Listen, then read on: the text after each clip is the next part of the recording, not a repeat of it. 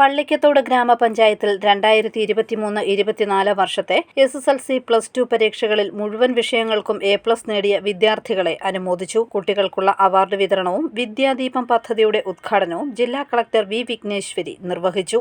എല്ലാവരും ചെയ്യുന്ന ജോലി അതേ രീതിയിൽ ചെയ്യാതെ എന്താ പുതിയതായിട്ട് ഇന്നോവേഷൻസ് നിങ്ങൾക്ക് കൊണ്ടുവരാൻ സാധിക്കും. അതും വേണം. നമ്മുടെ ലോകം തുടങ്ങിയത് കൊണ്ട് ഉള്ള പ്രശ്നങ്ങൾ പലതും ഇപ്പോഴും ഉണ്ട്. പ്രശ്നങ്ങൾ ചെയ്യുവാനും സൊല്യൂഷൻസ് മാറുന്നുണ്ട്. സൊല്യൂഷൻസ് മാറുമെങ്കിൽ നമ്മൾ ഔട്ട് ഓഫ് ബോക്സ് തിങ്ക് ചെയ്യണം.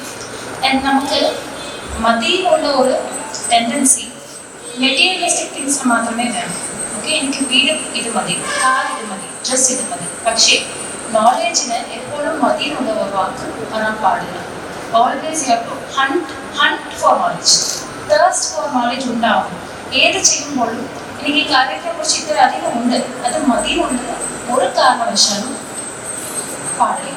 പള്ളിക്കത്തോട് പഞ്ചായത്ത് പ്രസിഡന്റ് മഞ്ജു ബിജു ചടങ്ങിൽ അധ്യക്ഷയായി. Winworld foundation chairman advocate Jayasuryan കുട്ടികൾക്കായുള്ള കരിയർ ഗൈഡൻസ് ക്ലാസ് നയിച്ചു. പ്രോജക്ട് ഡയറക്ടർ ബെവിൻ ജോൺ വർഗീസ് പദ്ധതി അവതരണം നടത്തി.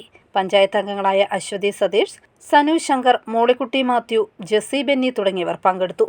തുടർന്ന് ജില്ലാ കളക്ടറുടെ നേതൃത്വത്തിൽ പരാതി അദാലത്തും നടന്നു. Collector V. വിഘ്നേശ്വരി പൊതുജനങ്ങളിൽ നിന്നും വിവിധ വകുപ്പുകളിലേക്കുള്ള പരാതികൾ നേരിട്ട് സ്വീകരിച്ചു. News bureau, Pallikathodu.